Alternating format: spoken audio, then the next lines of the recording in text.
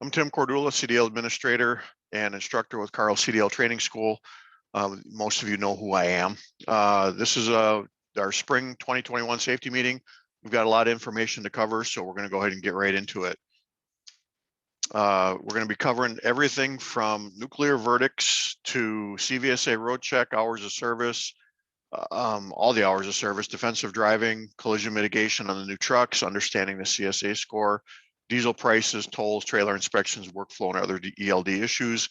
And we are going to go into the prevention of human trafficking, something that I've wanted to do for quite some time in these safety meetings. So pre-tripping and nuclear verdicts. It's ultimately the driver's responsibility to ensure that any commercial vehicle you operate is in good condition. Why do you need to do it? Well, safety, early detection of malfunctions, federal regulations, it's required by law, costs, small problems turn into big ones, and of course our company reputation. You guys have all seen the old Freightliners and Volvos with the hoods bungee corded down. That's not the reputation that we want to portray. Carrier and driver responsibility and the cost of failure, nuclear verdicts, we're going to define those: failure to train, failure to follow company policy, which we do have in addition to our company policy in regards to pre-tripping, and I'll go through that here shortly, and the failure of equipment. Nuclear verdicts, this is something in the trucking industry that is getting pretty rampant out there. The definition of a nuclear verdict is any penalty that exceeds $10 million. Those of you who are familiar with tort reform know that if you're in a state that has that, certain liabilities are limited, certain jury awards are limited to under $10 million or under a certain dollar amount. Wisconsin does have tort reform. Unfortunately, we go to 48 states. So depending on where the accident or incident happens, that's where we're going to be litigated from. Research shows that only about 5% of these big cases go to trial, but there are cases out there where you're looking at 20, 30, 40, 50, $60 million, and it doesn't necessarily mean even that the driver was at fault. There was an instance not that long ago in Arkansas where it was a carrier and they were brokering their trailers out, and the brokered truck was hauling their trailer, got into an accident, and they were sued and lost a case and basically had to declare bankruptcy because they couldn't afford the insurance premiums and they couldn't afford that kind of a jury verdict. A lot of times what plaintiffs look for in situations like this is what's called the dirty five. Down at the bottom of this slide, you'll see it, number one, fatigue. We all know what fatigue is like, but obviously we shouldn't be driving with fatigue. Distracted driving, driving under the influence of drugs or alcohol, lack of equipment, which we should never see here at Karl's, obviously, because we've got one of the best shops around. There's no question about that. And the inexperienced or improperly trained driver. And that's why we're going through these slides right now, is to make sure that everybody's on the same page. This is part of an ongoing training that we will be doing probably twice a year, spring and fall. We will be asking everybody to attend in person going forward. Because it is mandated by our insurance company, and the company will be mandating it also. You get pulled into a courtroom. These are actual litigation questions that have come up, not for us, but for other carriers. You got to remember that if you're pulled into a courtroom, they're going to start at the very beginning. And we here at the school, everything is documented. All the training is documented. When they go out with the drivers, that's documented. And we have to make sure that we've got all our T's crossed and our I's dotted.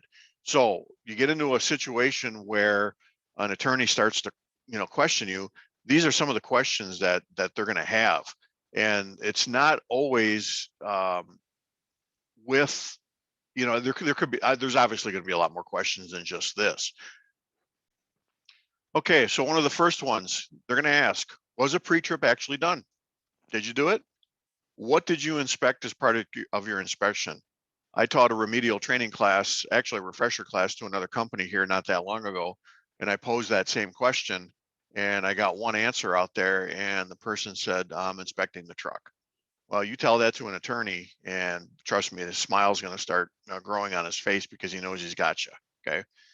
In what manner did you inspect the various parts of accessories? You know, did you start at the front? Did you start at the back? Are you jumping all over the place? How did you do it? How long did it take? Did it take you 5 minutes, 10 minutes? I've had drivers say, well, it only took me 5 minutes. So the question I come back is, you're going to start at the engine compartment, work all the way back to the back of the trailer, because you should be inspecting the whole rig in 5 minutes, when basically just doing the engine compartment alone is probably a 15-minute process, depending on how thorough you're doing your pre-trips. Was the inspection recorded on FMCSA compliant paperwork? Obviously with us now, it's electronic logs. How often do you perform the inspection? Once, twice a day, post-trip, pre-trip, inter-trip, once a week, 3 times a week? They're going to be asking you that question. And if you decide you're going to answer, 3 times a day, and they look back at your records and see a pre-trip, well, it's just going to get worse and worse as we go on with the questioning. Have you ever found faulty parts or accessories during the inspections? We had a driver not that long ago. We just randomly picked him. He had done over 700 pre-trip inspections. Granted, we've got one of the better shops in the area, but not a single fault. No lights, no tires. But yet we've had other drivers that every other inspection they're finding something. So there's definitely no continuity between these inspections. When was the last time you reported a vehicle is out of service and brought it in for repairs? Is 15 minutes enough to thoroughly inspect these parts and accessories? And how long really should it properly take? Who within the organization trained you on the proper inspection procedures? Obviously, for our new drivers, it's here at the school. Veteran drivers, we do put them through a road test, which includes a pre-trip. And do you believe 15 minutes is sufficient? Me, I don't. It's not sufficient enough. The question I posed to both groups these past couple Saturdays was, how many in here know how to do the leak down test for the brakes? And I didn't have a whole lot of hands go up. So real quickly, leak down test, it should be something that's done daily.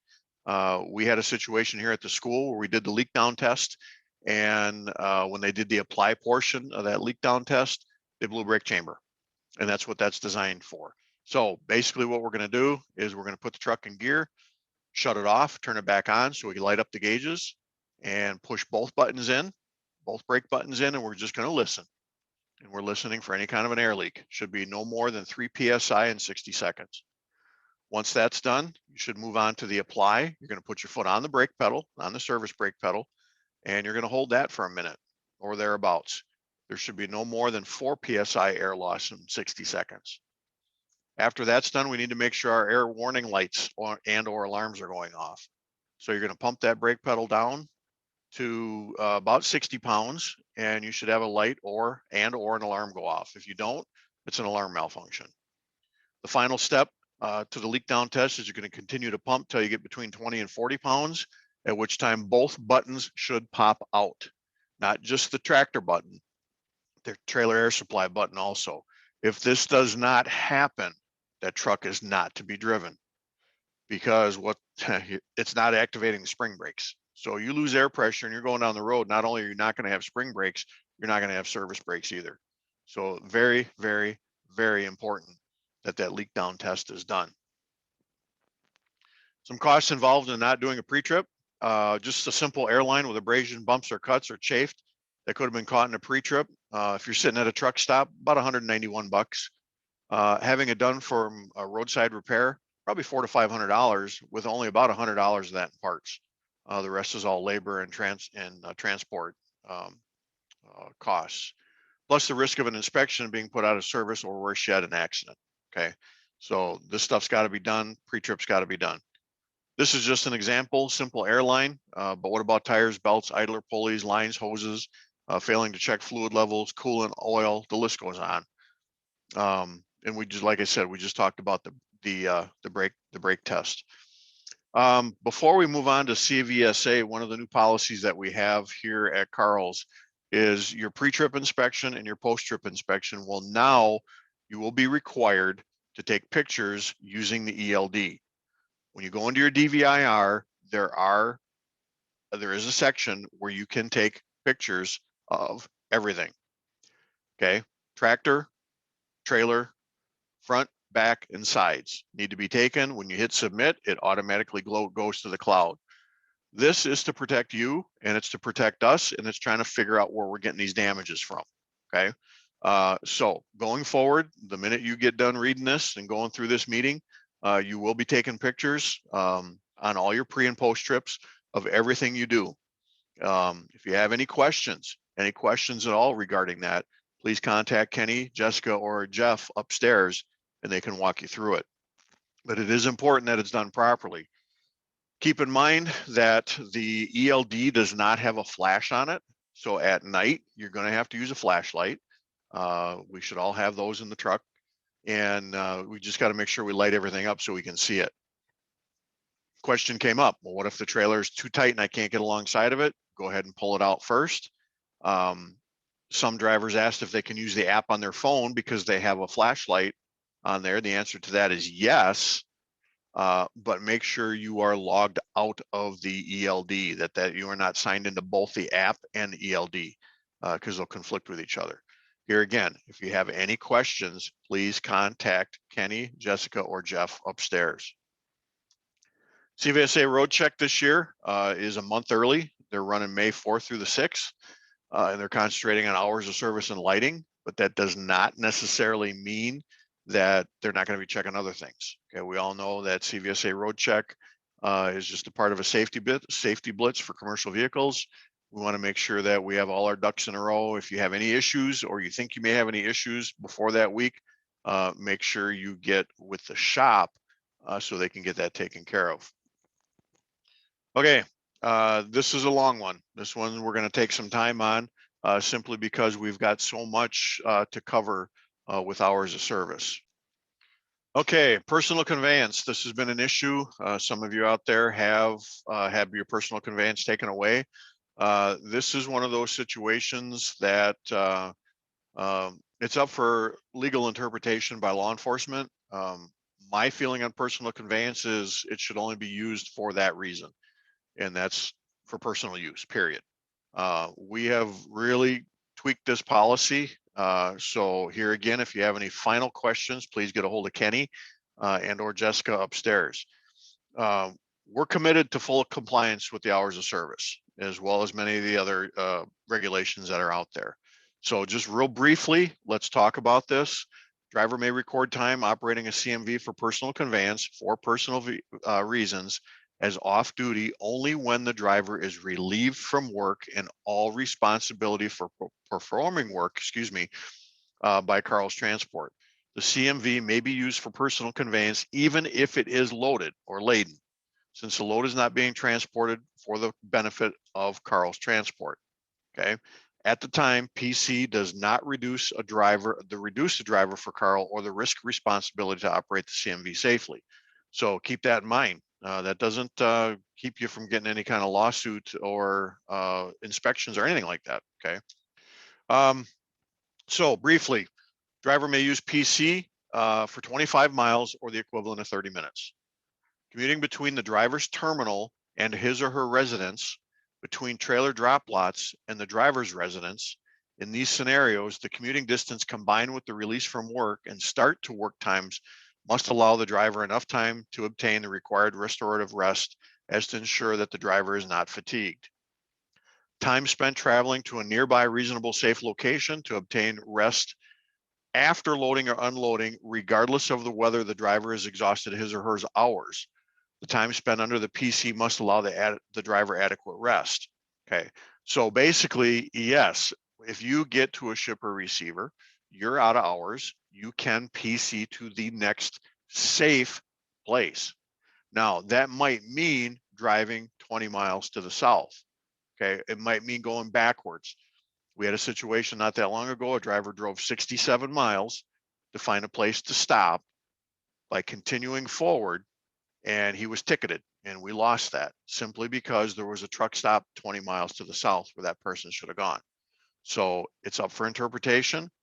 When the ELDs are sent to ERODS, which is the place out in Arlington, Virginia, it's they basically look at it, they flag it, the officer looks at it, he interprets it, and either a ticket is written or not. So personal conveyance it's up for interpretation. I can tell you right now that every law enforcement officer interprets it a little bit different. Moving a CMV at the request of a federal, state law enforcement officer or safety official to relocate during a 10-hour break. Okay, that you can use. Going home from a drop lot, you do not need approval to use PC within 200 miles of your home. Okay, once again, this is from a drop lot. Okay, you may use and you do not need approval if you are 200 miles within your house. Get a hold of Kenny if you need clarification on this. Owner operators, the occasional transport of personal property by an individual not for compensation and not in the furtherance of commercial enterprise must be approved by management. Okay, so for some frequently asked questions in regards to the PC. May a driver who drops his or her last load at a receiver's facility use PC to return to their normal work location? The answer to that is absolutely not. You may not do that. From a shipper or receiver, it must be a drop lot, period. Can a driver who claims the short haul exception use PC? The answer to that is yes, there's no connection.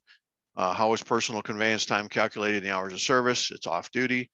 May a driver use PC when they run out of available driving hours? The answer to that is absolutely no, you may not. Unless you're sitting at a shipper or receiver and you run out of hours and they do not allow you to park there, then yes, you may use the PC to move ahead. Are there maximum distances or time distances for personal PC? Company policy will dictate distances and time allotted for PC. So keep that in mind also. When it, like here again, when it comes to personal conveyance from drop lots only, okay, and you need to change, you can't be changing PC if you are halfway between here and the drop lot and you realize you're going to run out of hours and then change it. It has to be done from that drop lot. Any questions, please get a hold of Kenny. The driver picks up the commercial motor vehicle from a repair facility. Would the driver be able to use PC? No. Can a loaded vehicle be used? Yes. Can personal conveyance time be combined with other off-duty time to complete a 10 or 34-hour break? The answer to that is yes, because it's an off-duty status. Can a driver be inspected during PC? The answer to that is yes. You simply go on duty, not driving. As far as the policy goes, how far can you drive? Our policy says 25 miles. Can you drive from home? Can you drive home from a drop lot with a loaded trailer? The answer to that is yes. Can you use PC if you run out of hours to get to a truck stop? No. Can you use PC to take a vehicle to and from the mechanic shop for repairs? No. Can the DOT inspect you while you're on PC? Yes. Can you use PC to eat or take a shower? Yes. If you run out of time at the shipper, can you use PC to get to the nearest safe location? Yes. Is PC considered on duty or off duty? It's off duty. Do you need approval to use PC within 200 miles of home? No, you do not. If a safety official asks you to move the CMV to the nearest reasonable safe location, can you use PC that was noted in the remarks? Yes. Can you PC from home to the terminal or to pick up your trailer? No, you may not. And here, finally, you can never PC home from a shipper or receiver. It must be from a drop lot location, no discussion, period. Any questions? Please get a hold of Kenny or Jessica. As far as yard moves, okay, yard move has got a specific definition. It's when you are not on a highway. In other words, in an area open to the public. So the FMCSA's definition of a highway means any road, street, or way, whether on public or private property, open to public travel. Open to public travel means that the road section is available except during scheduled periods, extreme weather, or emergency conditions, passable by four-wheeled standard passenger cars, and open to the general public for use without restrictive gates, prohibited signs, or regulations other than restrictions based on size, weight, or class of registration. Toll plazas of public toll roads are not considered restrictive gates. The requirement of a yard is that the vehicle cannot be operating on what is defined in 390.5 as a highway and be logged as a yard move. You cannot use a yard move to fuel. Truck stops are open unless that truck stop says it is closed to the public. Okay, you cannot use a yard move in a truck stop. Going from the different plants at Mercury, no, you cannot use a yard move. That has to be on duty driving. So here again, any questions with yard moves, please call. Let's make sure that we're doing it properly. The short haul exception. This really benefits obviously our local drivers. It extended the maximum duty period from 12 to 14 hours. To be able to use a short haul exemption, the CMV must operate with 150 air or 172.6 road, not exceed the maximum duty period of 14 hours, start and end the shift at the same location, and have at least 10 hours off between shifts. Include the start and end times for the day and the total hours on duty on the time record for the day, whether that's an ELD or a time exempt sheet. While operating under the short haul exception, drivers are not required to fill out a log with a graph or use an ELD. They can use a time record instead. Motor carrier must record the driver's time in and out and the total number of hours per day. Okay, whether it's on an ELD or whether it is on a time exempt sheet. Time must include the total time for the 7 preceding days. Records must be maintained for 6 months, basically the same thing as an ELD. When a driver no longer meets the exception, drives too far, works too many hours, the driver must complete a regular log or use an ELD for the day. And that is defined in 395.8 of the Federal Motor Carrier Safety Regulations. If a driver is required to complete a log, if you go 8 or fewer days in 30 days, you can just paper log it with a graph. Anything more than 8 days in the last 30, the driver must use an ELD to record time for that day. So here again, if it's 8 days or less in the 30-day period, you can use paper. If it's more than 8 days, you have to use an ELD. Okay, let's talk about adverse driving conditions. Previously, adverse driving conditions means snow, sleet, fog, or other adverse conditions, a highway covered with snow or ice, unusual road and traffic conditions, none of which were apparent on the basis of information known to the person dispatching the run at the time. Okay, now, adverse driving conditions means basically the same thing. You cannot know about this. So if you wake up in the morning and there's a winter weather advisory or winter storm warning or severe thunderstorm warnings or hurricane warnings, wherever you're at, you know about it.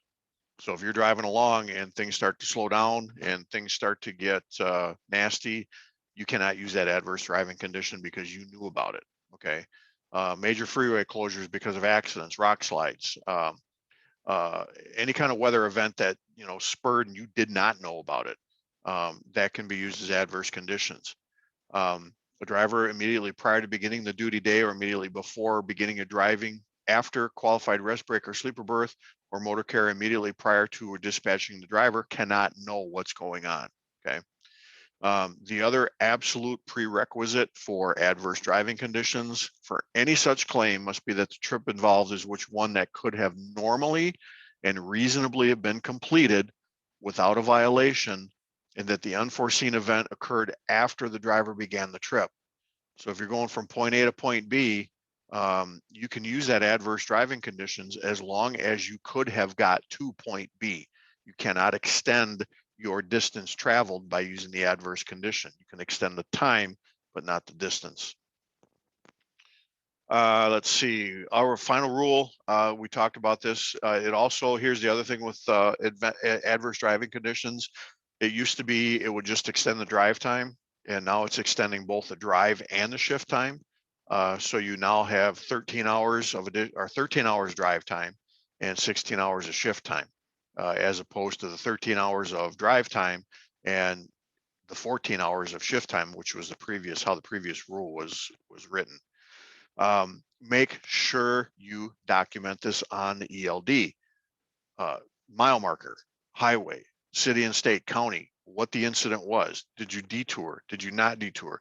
The more information, the easier it is to be able to get through this and explain it to an officer if you are using the adverse condition rule. 30-minute break. Previously, this everybody I believe knows this, but we're just going to go over it briefly. Can be satisfied by off-duty or sleeper berth. Now it can be satisfied by off-duty, sleeper berth, and on-duty not driving. Short non-consecutive periods cannot be used to reach the 30-minute break. And the other thing, very important, the 30-minute break is required after driving for a total of 8 hours. Driving time does not need to be consecutive. Okay, so here again, 30-minute break is required after driving for a total of 8 hours. Not, excuse me, my phone's ringing. Not shift time. So just keep that in mind. It doesn't have to be cumulative. Or excuse me, consecutive. So you can drive 3 hours, you can drive another 3 hours, take a short break or go to ship a receiver, drive another 2 hours, and then you're going to have to take your 30-minute break. So if any questions, you can reach out to Kenny or myself. The sleeper berth provision. Okay, this one I wish I had when I was actually driving. Is very simple, very simple.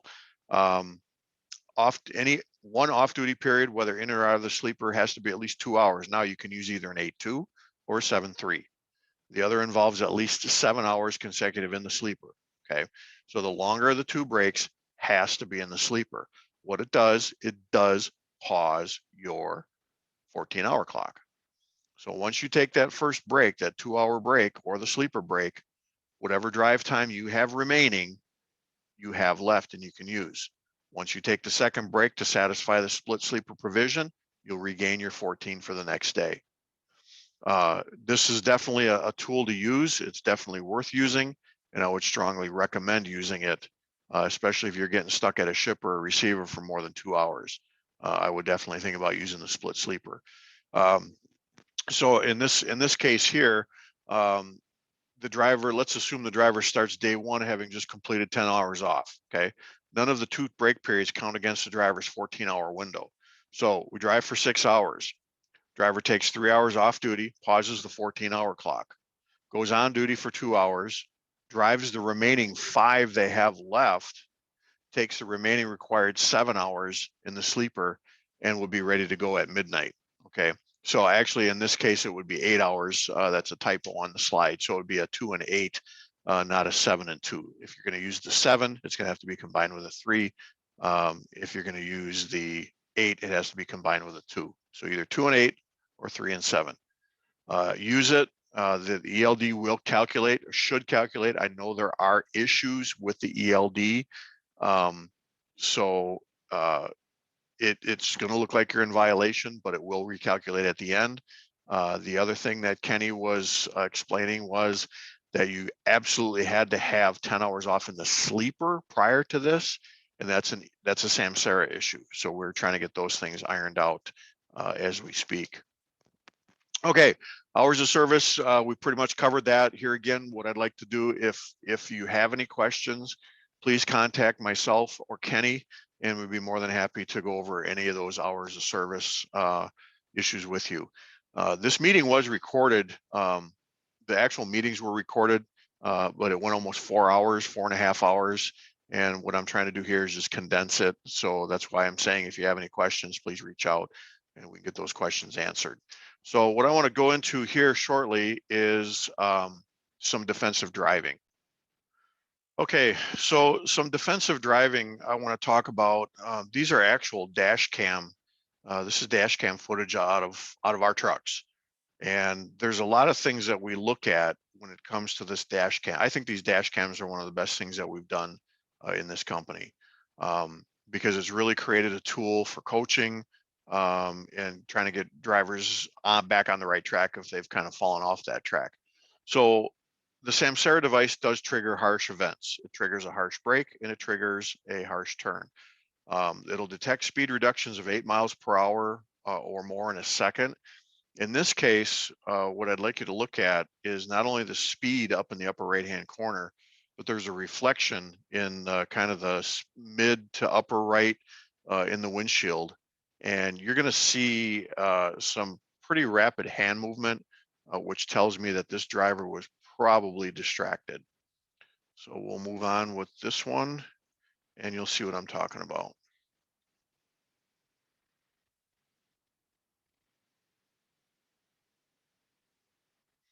So in this case, there was no reason why that driver shouldn't have been able to move over. There was a lot of hand movement, which tells me that they were distracted doing something they probably shouldn't have been doing. So very much avoidable. Thank goodness that it didn't involve an accident. Okay, this one is going to show you what a harsh turn is all about. What I'd like you to do on this one while you're watching this is pay attention to the stop and go lights, and also notice that there is a yield sign. This isn't the proper way to conduct this turn. Light is yellow, and by the time it gets there, the light will be red. There's a yield sign. Didn't do anything, didn't yield, didn't stop. That's not how we should be driving our trucks. I don't think anybody will disagree with that. City driving, as far as focusing on the road ahead, always 12 to 15 seconds, which is about a city block. Out in the rural sector, it's about a quarter mile. Please make sure you're focusing on that road ahead. And the other thing too, folks, is make sure you know where you're going. Okay. In this situation, you're going to see what happens when a driver's not paying attention to the exit sign. We all know that all we have to do is go up to the next exit, turn around, and we should be fine. But in this case, this could have been disastrous, not knowing how soft this median in between the ramp and the highway was. We could have easily put that truck on its side. So not a real good move here.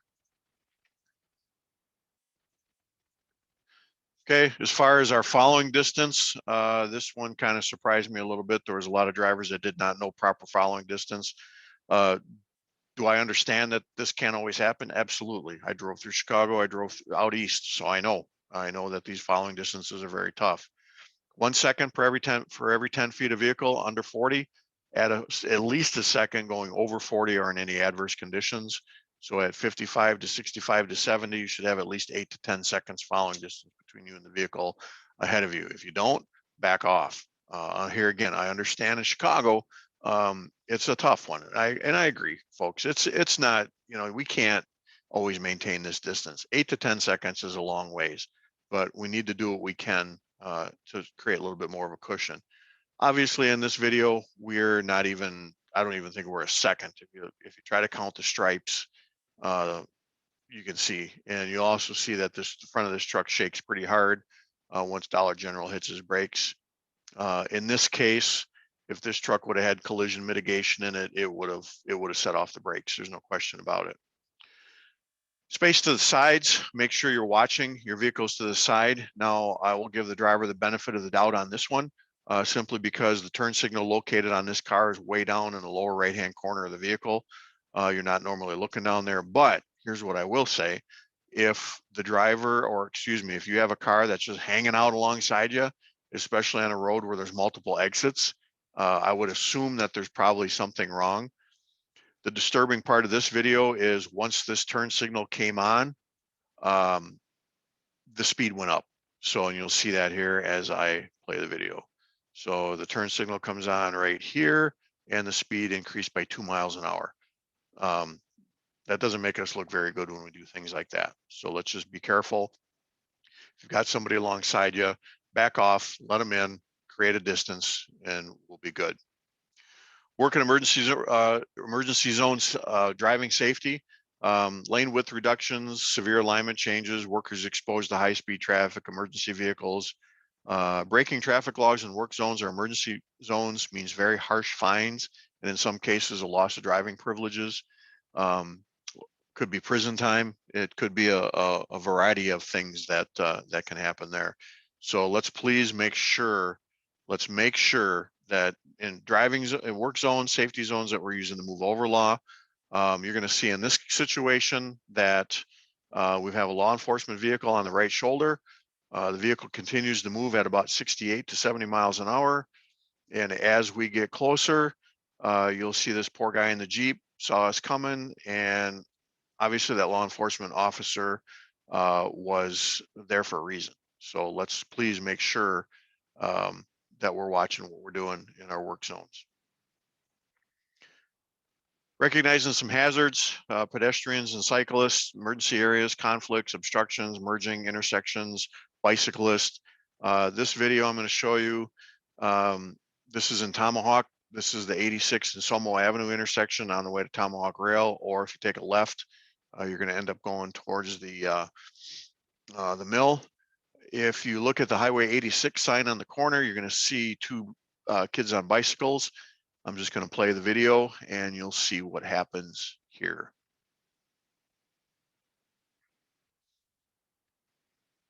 Very close call. You can see that the driver in the pickup truck saw the kids, told the kids to stop because the truck was coming. Our truck never slowed down. Okay, could have been disastrous. We could have killed those kids. So let's please pay attention to what we're doing here. Okay, that's unacceptable. There's no reason for that type of reaction, or lack of reaction, I should say.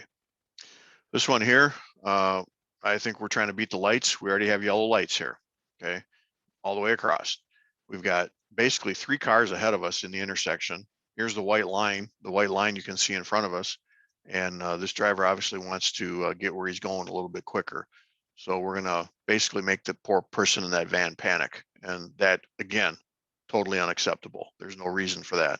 We had plenty of time to get that truck stopped. Smith's system was put into place years ago. It's the 5 keys to defensive driving. Aim high steering, get the big picture, keep your eyes moving, leave yourself an out, and make sure they see you. You live by those 5 keys, folks, and you just reduced your chance of an accident probably by about 90%. The system's been in place for years. I live by it. I teach my students the 5 keys. Just think about it. If you're looking ahead, you're getting the entire picture, not just tunnel vision. Keep those eyes moving.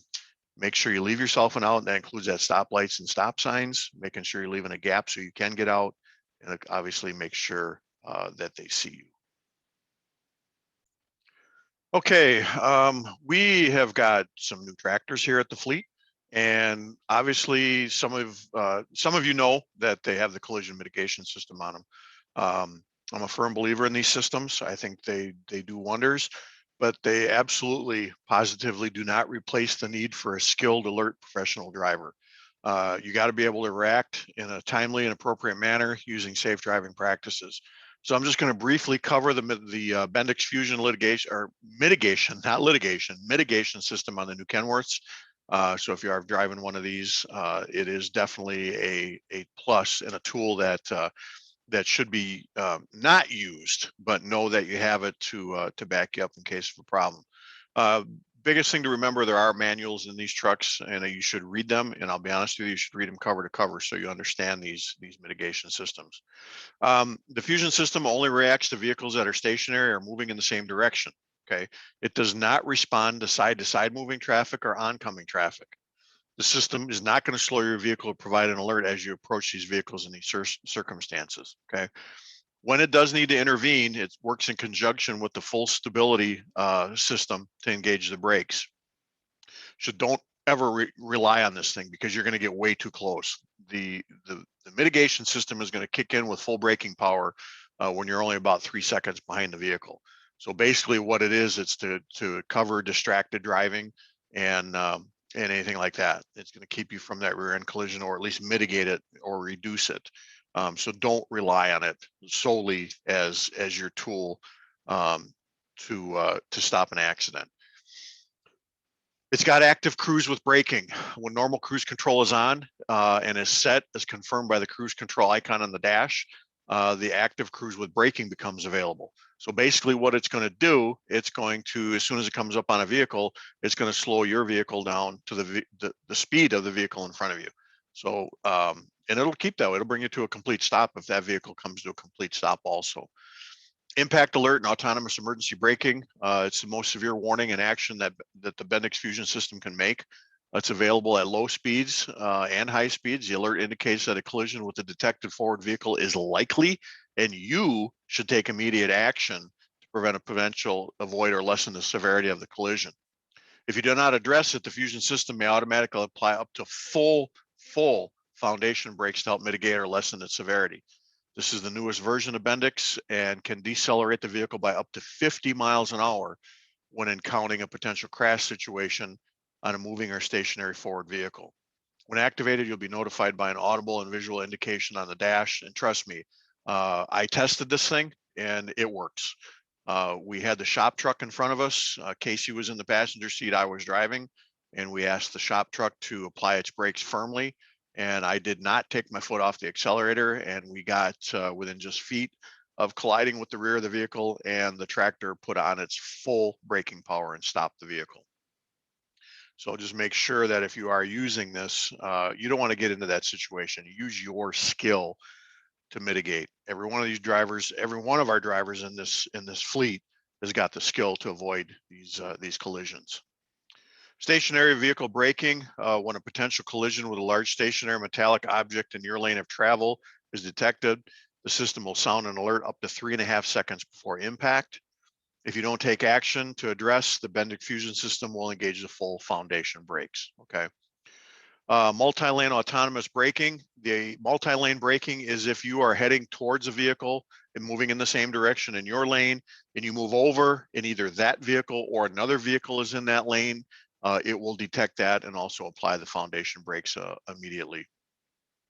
Following distance alerts, they're both audible and visual indications to you whenever the distance between your vehicle and the detected forward vehicle is less than the factory default setting. And I believe right now it's only 3.5 seconds, which contradicts what we just talked about a little while ago about the 1 second per 10 feet of vehicle rule. We are looking into that. Stationary object alert will provide up to 3 seconds alert when approaching a detected sizable stationary object with a metallic surface in your lane of travel. So the question came up, well, what happens if a deer jumps out in front of me or a paper bag or something rolls in front of me? It's not going to detect that. Okay, it's a stationary metallic object. So if a deer does run out in front of you, it's not going to stop the truck. The lane departure warning system has the ability to warn you if your vehicle unintentionally departs its lane by emitting a rumble strip sound to get your attention, and it'll be on the door pillar, either on the left or right, depending on obviously which lane you're departing. In most vehicle applications, the lane departure warning is enabled above 37 miles an hour. If the turn signal is used to change lanes, the LDW is suppressed and no audible or visual effects are activated. So if you do use your turn signal, okay, it's not going to it's not going to warn you that you're departing lane, because that's obviously what you want to do. Okay. Highway departure warning and highway departure braking. It's built on the lane departure warning functionality. The highway departure warning provides an audible alert to you if the system determines your vehicle has unintentionally or intentionally left the roadway. In most cases, the highway departure warning is enabled above 37 miles an hour. If the alert is sounded, you should immediately correct the vehicle into the path of lane position. If the potential hazard that caused is not addressed, the Bendix system will alert you while applying the brake to assist in reducing your speed. It is not going to apply full foundation brakes. It's basically going to derate the motor and it's going to apply the brakes. Okay, it's going to let you know that you're off the road. If you look in your dash, you'll see the screen. If you look at the bottom of this slide, the first one is a highway departure alert right red, highway departure alert right red tracking, meaning you're getting that way, and the highway departure alert left tracking. So these are in your dash, and make sure that that you're paying attention. By the time you see this in your dash, you're going to know that you're off the road. With the lane departure warning, you can shut that off. There's a certain time limit, it'll stay off, and then it's going to kick itself back on. I don't recommend turning that off at all. Just some of the alerts: active cruise with braking reduces the throttle, engages the engine, applies foundation brakes. Following distance alerts, it provides audible alerts to the driver when the truck is getting too close to the forward vehicle. Lane departure warning above 37 miles per hour. If the vehicle unintentionally departs the lane without the turn signal, you're going to hear this rumble strip type noise off one of the door pillars. The Bendix system will prioritize the alert. Okay, so during multiple simultaneously potential severe events, the system will automatically prioritize. So if you come up on a vehicle and you're departing the lane and or departing the highway, it's going to let you know that your following distance is too close before it's going to alert you of these other things first. It prioritizes the alarms. Over speed alert in action. If the vehicle is greater than 5 miles and over the speed limit, it's going to alert you. It's going to let you know that you're speeding. If you're 10 miles an hour over, it's going to derate the motor for 1 second. And in this case, it says it's going to notify Safety Direct. We are not hooked into the ELD system, so it is not going to notify anybody at the time. Here again, the collision mitigation systems, they're great tools. There is a guide in each one of the tractors. Make sure you look at it in your spare time if you want. Read it. If you have any questions, please get a hold of either Casey or myself.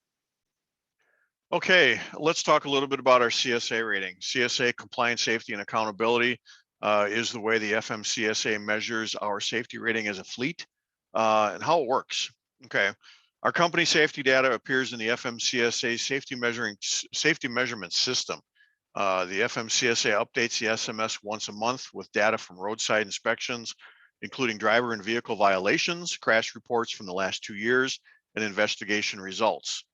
The SMS, Safety Measurement System, considers the number of safety violations and inspections, the severity and safety violations or crashes, when the safety violations occurred with the recent events weighted more heavily, the number of truck, buses a carrier operates, and the number of vehicle miles traveled. So basically, Karl's Transport is put into the same peer group as the other carriers, large carriers that are 100 plus trucks and that put on the same amount of miles. We're not in the same category as the mega carriers, and we're certainly not in the same category as the small carriers. It also measures the acute and critical violations found during investigations, and it organizes SMS data into 7 behavioral analysis and safety improvement categories or basics. And we're going to go into what each one of these is right now, as soon as I can get the screen to go. Here we go. All right. So 7 basics. You've got the unsafe driving. This operation of commercial motor vehicle, carelessness or dangerous manner, your speeding, your reckless driving, improper lane change, improper lanes, and so forth. The crash indicator, the history or pattern of high crash involvement. Hours of service compliance. We thought maybe with the ELDs that would actually go down, and it has not. It's actually gone up. Vehicle maintenance, our score is very, very low for the simple fact we've got one of the best shops in the area. Controlled substance and alcohol, obviously it better be at 0. Hazmat, we're not a hazmat carrier. In our driver fitness, maybe lack of training, lack of experience, lack of medical qualifications. You've got a restriction on your license where you're supposed to have glasses or hearing aids in. You get caught at a roadside inspection and you don't have those in or on, you can be cited for driver fitness violation. So how we're scored, if you look on this slide, the percentile, that's where we're at. So if you look at the unsafe driving percentile, we're at 49%, which isn't horrible, but we'd like to see that more down into the 20s. Actually, the ultimate would be 0. Crash indicator, we're at 52%, and that could just be one crash. We've had some collisions here in the not too recent, or the recent few, we've had some crashes. Hours of service, this is the one that's getting a little scary. If you look at the percentile, we're at 61%, the threshold is 65. So what happens if we cross this threshold is we're going to get a letter from the FMCSA that says, let's get it down.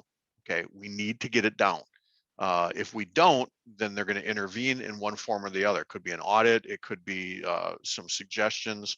So as far as hours of service, we've got electronic logs. There's no reason why we should have hours of service issues. The comment came up in one of the meetings that dispatch is not giving me enough time.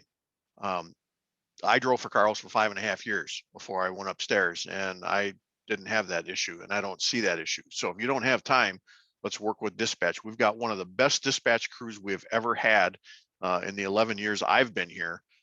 So let's make sure that we're contacting dispatch. There shouldn't be any hours of service violations, folks, at all. Vehicle maintenance, you can see we're at a 43%, about half of the threshold. We've had some goofy things here. Again, it goes right to pre-trip. If you look at the violations, it's lights, it's tires, it's airlines, it's things that could have been prevented. So we got to make sure that we get that number down.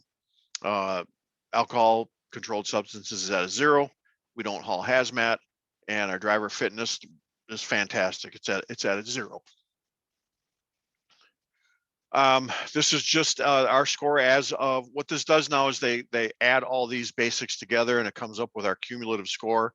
And right now, as of the 27th of March, when I ran this, we're at a 39. I believe we're hovering right around a 40 or 41 because our hours of service threshold. We need to get this score down. This score, the lower that it is, the less likely you are to get pulled into a scale or roadside inspection. As soon as you pull into the scale master is punching in the DOT number 294345, and within seconds, our score comes up, and it's going to tell them either a pass or pull in. Okay. The drive-wise is based off our CSA score. So if we have the higher that CSA score is, the more likely you are to get pulled into a scale. So we got to get that score down. Okay. This isn't the worst we've been. Years ago, right after I went upstairs, I got a letter on my desk from Karl, and he said, get this number down. We're at an 80. Okay. And that was with the former safety director. So the thing, what we changed is exactly what we're doing here today. And that's educating and coaching, not slapping you on the wrist and taking bonuses away. Obviously you're still going to lose bonuses, but we're not going to be in the good old days. They would also fine the drivers. Okay. So, and trust me, they did. I didn't sign a paper log, and I got warned, not ticketed. I lost my no warning or citation bonus. I lost my performance bonus, and I was fined $150 by the safety director. Okay, which that is gone. That will never happen again. Trust me, it won't. So we coach. Somebody comes in with a violation, it's not going to just be a slap on the wrist and say, don't do it again. We'll look at the situation. We coach them through it. Let's work on this. And it might mean slowing somebody down. It might mean pulling the truck back to 65, or coaching them in left lane violations, or following too close to following distances. That's the whole premise of these meetings, okay, is to get those scores down. There's no reason we should be anywhere near 40. With the amount of talent that we have, what the school is doing as well as it is, we should be easily in the low 20s. So let's all work together. Everybody, good inspections or bad inspections contributes to this score. The more good inspections you have, it does help lower that score. So you guys brought this down to a 39 from an 80. Okay, so it can be done. So great job, congratulations on that. But I think we can go even further down than that. Real quick, diesel prices, they are going up. Now this slide I worked up when they were really starting to spike. They've kind of settled down a little bit. But when I did this, it's risen by 77 cents per gallon from just a few months ago. As far as putting it into perspective, 600-mile load with this increase at 77 cents is an extra $78 per load of fuel cost. Okay. It's a huge increase when you look at a fleet of 130 trucks that haul on average anywhere from 24 to 4,200 miles, which is equivalent to 4 to 7 600-mile loads per week. One step further, let's just say each truck hauled on average 4 600-mile loads per week. That's an extra $40,560 in fuel per week, or $2,109,120 in extra fuel costs per year.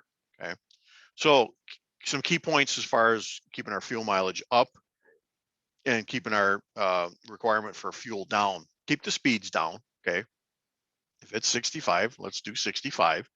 If it's 55, let's keep it at 55. Progressive shifting in a manual transmission, it can be programmed in, or we can certainly teach you. We got 2 great simulators here now, and we can actually teach someone how to progressively shift, which is going to save fuel.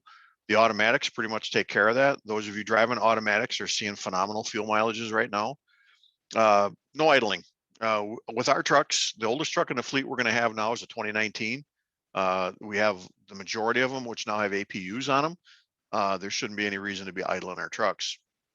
Be less aggressive when pulling away from stop signs, particularly on highways, excuse me, particularly on highways such as US 30 going through Indiana.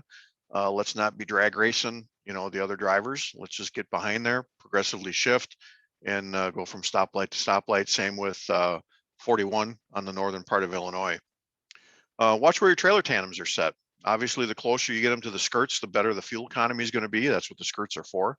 But here again, keep in mind the bridge law and your weights, and proper trip planning to avoid going out of route. Make sure we're not adding extra miles that we don't need to add. Okay, tolls and toll bonuses. This sheet here is a sheet that needs to be filled out, and I think for the most part, based on what I'm hearing, they are being filled out, but there has been a change to the amount of money that's going to go in your pocket. Okay, so if we look at the map here, these have all changed. They've gone to $50, $55, and $60. But what we're going to do is we're going to take a look at the red section. Okay, the red bonus section. So 1 run to Ohio per week. Okay, that's $100, $50 each way. Okay, if you don't use any of the tolls. You do that 50 weeks if you're on a dedicated, okay, or even if you're not, that's $5,000 in your pocket. Okay, it's 5,000 bucks in your pocket for just not simply running tolls. Um, it's very expensive. We're looking at $300,000 to $500,000 in toll costs this year, and we're willing to put that money back into your pocket simply by you guys not running the tolls. Yes, there's time factors. We understand that. But for the majority of routes, they can be run, particularly Fremont, Ohio, that run can be run without using the toll roads. Keep in mind too, these aren't paid quarterly or annually, okay? They're paid every check. So you do this the right way without using tolls and you have the potential to make some money. Just double it if you're running 2 loads, you know. So East Coast, same thing. There's a lot of us that ran East Coast without using tolls. Obviously, if you have to cross a bridge or go through a tunnel, you're going to have to use a toll. I don't know any way of getting across the Hudson or any of the other rivers without crossing the bridges. We understand that completely. So same with New Jersey. Okay, so keep that in mind. But let's do our best to try to keep these tolls under control. Here again, folks, it's more money in your pocket. It's money that it's so easy to get. So I mean, you're looking at 5, 10, possibly as much as $15,000, depending on the runs that you're doing on top of your normal wage. Paperwork, this is an ongoing issue. Let's make sure we're getting it turned in. It should be at the end of your week, whatever your week is, okay? For those of you domiciled in Anago, let's get it turned into the bin inside the driver's room. If it's after hours, let's make sure we get it in the mailbox outside. For those of you domiciled elsewhere, get it in an envelope, get the postage receipt, throw that in there, seal it up, mail it off, okay? You'll be reimbursed with that same check. And I know it's only a couple bucks, but let's get that paperwork in. It's got an effect on billing, and it's going to have an effect on your performance bonus too. Paperwork doesn't get turned in, you're probably going to lose your performance bonus. So is a $2.80 postage envelope worth losing $300+ in performance bonus? I don't think so. So it makes a nightmare for the girls upstairs. We get paid on a lot of this paperwork. Make sure your paperwork is signed, make sure bill of ladings are signed, make sure delivery receipts are signed. Question came up in the last meeting, is there a chance we'll go electronic? And the answer to that is yes. There are several options that we're going to start exploring in the not too distant future, to where once you start doing the electronics, you're going to be able to just scan your paperwork and go from there.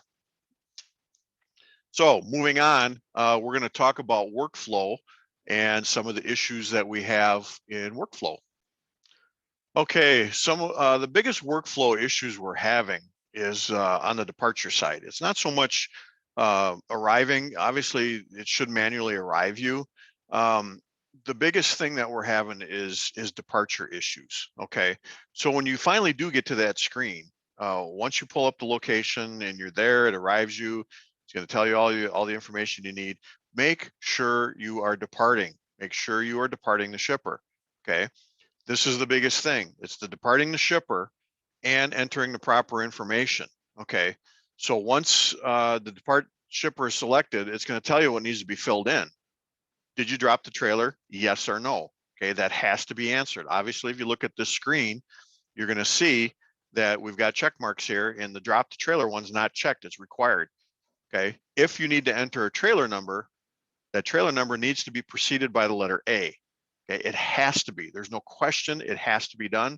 If it's a bobtail, 2 letters, BT, and it doesn't matter if it's all caps or if it's in lowercase. Okay, so here again, you got to make sure. Did you forget? Don't forget. Make sure the trailer's dropped. This goes for the empty call too.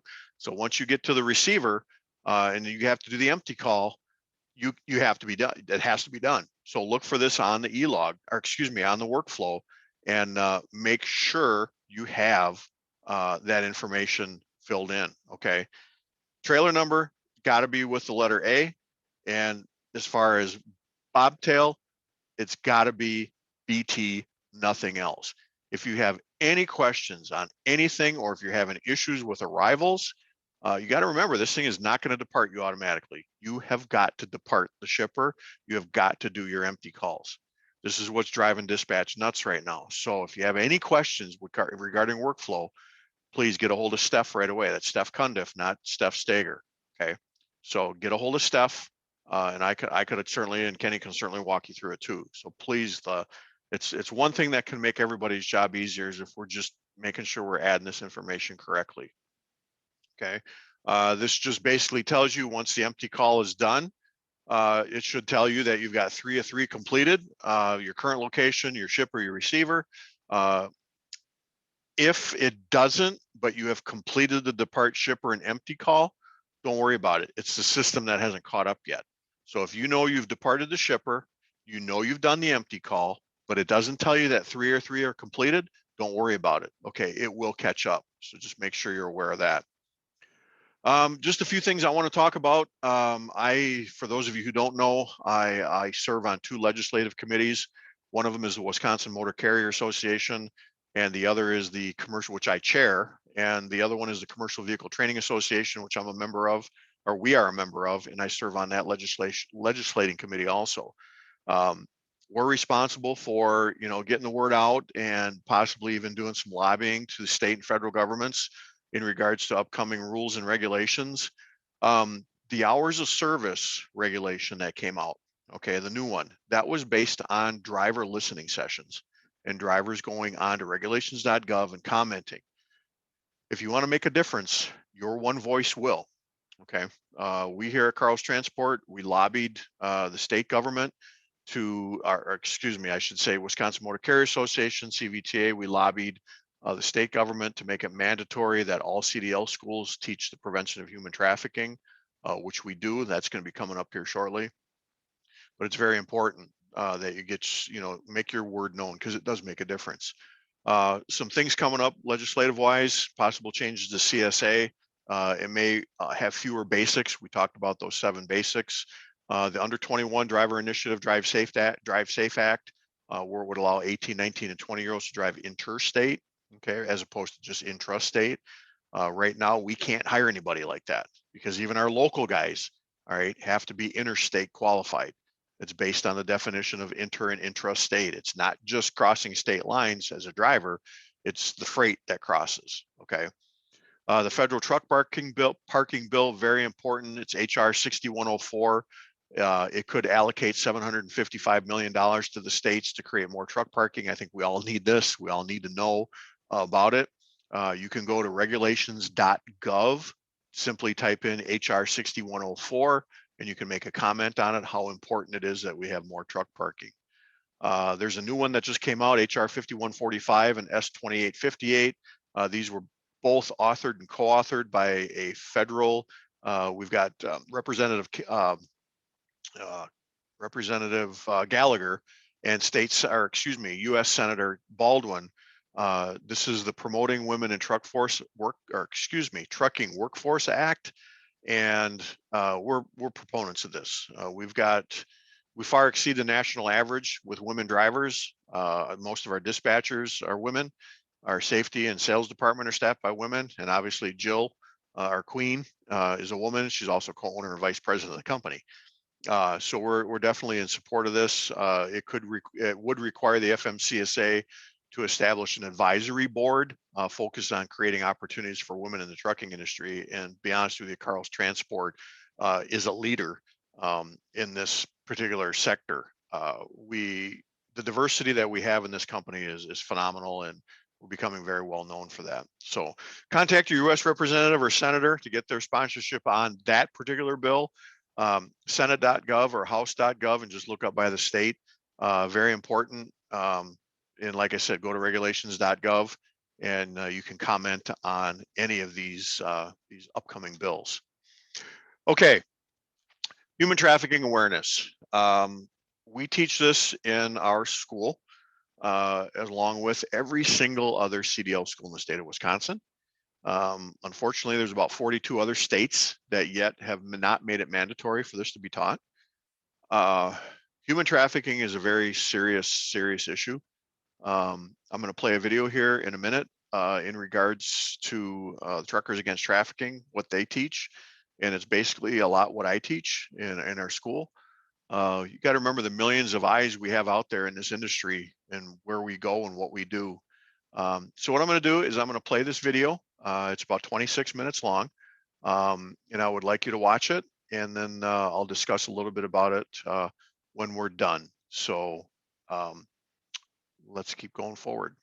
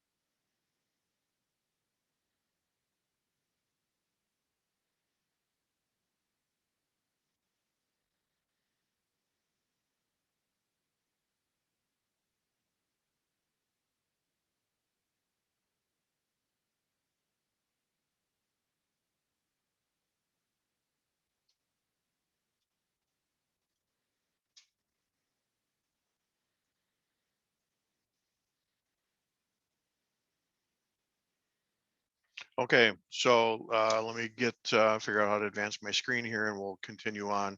Um, Obviously, this is a pretty important subject. You know, they talked about human trafficking, what it involves in, and there's three things that have to go in with trafficking: force, fraud, or coercion. Um, so if that happens, you got trafficking. There's no such thing as a prostitute under the age of 18. Anybody under the age of 18 is considered to be trafficked. And something that I want to talk about a little bit, and that's some of the terminology that we use out there. Um, I've been in this industry for going on 27 years, and the term lot lizard, obviously came out there a long time ago. But I want you guys to think about daughters, nieces, and this doesn't necessarily revolve around always girls and women. It can be boys too. And think about that. If a family member, an acquaintance is kidnapped in any way, or forced, or fraudulently or coerced into doing this, and that person's being called a lot lizard. It tugs at my heart when I think about this. So we can do something. We can make a difference. Truckers Against Trafficking does a phenomenal job, but we as a company can do something too. A quick story. I was teaching a CDL class, it was 2 summers ago, and looked down the road, and there was an elderly person walking with a young girl. Um, I didn't think twice about calling 911. Uh, Make a long story short, what happened was they actually broke down, and they were walking to Southside Tire just north of the school here. I didn't know, but you know what? I was glad to be wrong. And that's what you guys need to be do. You need to be wrong. Okay, let's hope you are wrong uh, when you make that call. If you do make that call, make sure that you're using 911, and that you don't refer to this as a prostitution, possible prostitute, that you call it as trafficking. Some that might be being trafficked. As far as the profile of a trafficker, they could be anybody: a counselor, teacher, family member, friend, aunt, uncle, coworker. It doesn't matter. Some signs that they actually talked about in the video: branding, strange tattoos, distressed body language, physical appearance. The slide here says it all. You'll know. You'll know just by looking at them. A minor with a much older partner, person traveling with no personal possessions. They're confused about where they're at or where they're going.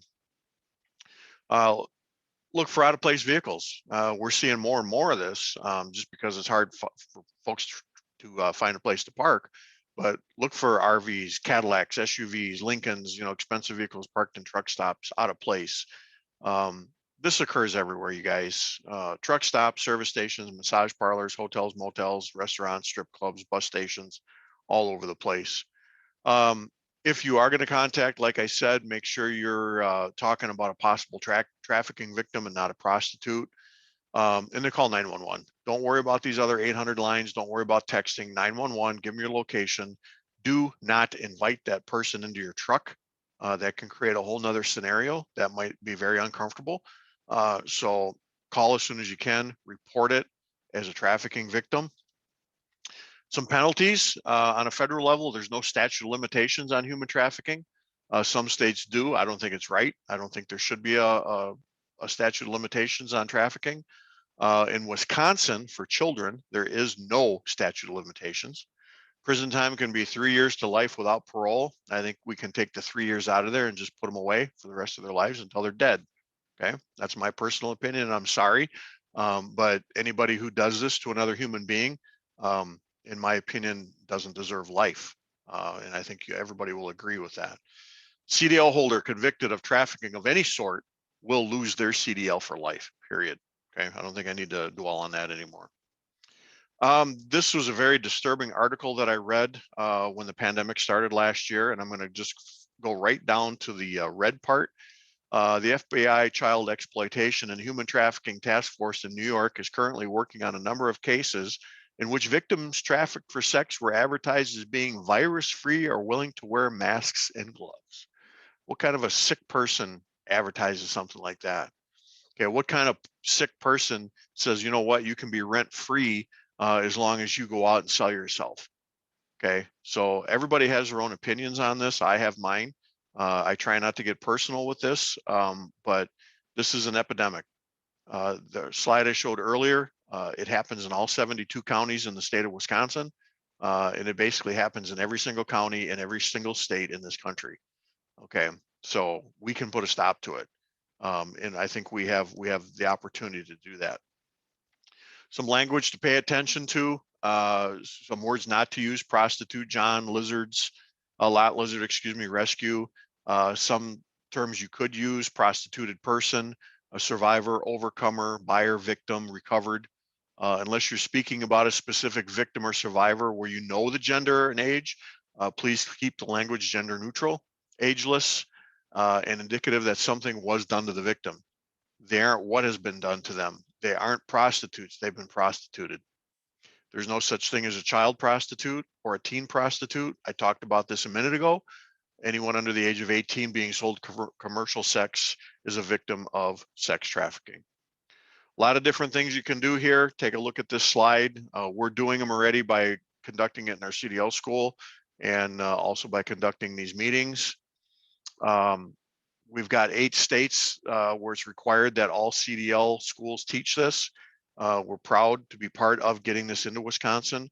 We went to a coalition build in Madison a couple years ago, and we talked about this. We talked about, there was a survivor that talked, and I'll tell you right now, it's gut-wrenching. So the more you dive into this, you can look at Truckers Against Trafficking, Wisconsin Department of Justice, the Blue Campaign. There's a lot of different outlets for tools in regarding the prevention of human trafficking. This slide just goes back to basically talk about things we've already talked about.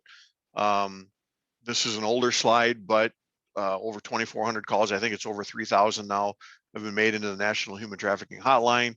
655 cases of human trafficking generated, likely cases of trafficking generated, 1,215 victims identified. 794,905 registered as TAT trained, including you guys. You'll all be registered with Truckers Against Trafficking and being trained. I'm going to order some stickers, some window stickers for all the drivers. They'll be in the driver's room hopefully in a couple weeks. So grab some, put them on your personal vehicle, your truck, your car, whatever you have. That's all I have. Like I said, a lot of this stuff we went through pretty quick. It would be a lot longer if we would have done recorded actual meeting. There was a lot of questions, which you may very well have. So if you have those questions, please reach out to myself, to Kenny, to Jessica, the dispatch team, whoever you might need. And most of all, please continue to be safe out there, and just keep doing what you're doing. It's because of you guys that we're the company we are right now. So thanks for your time, and enjoy the rest of your day.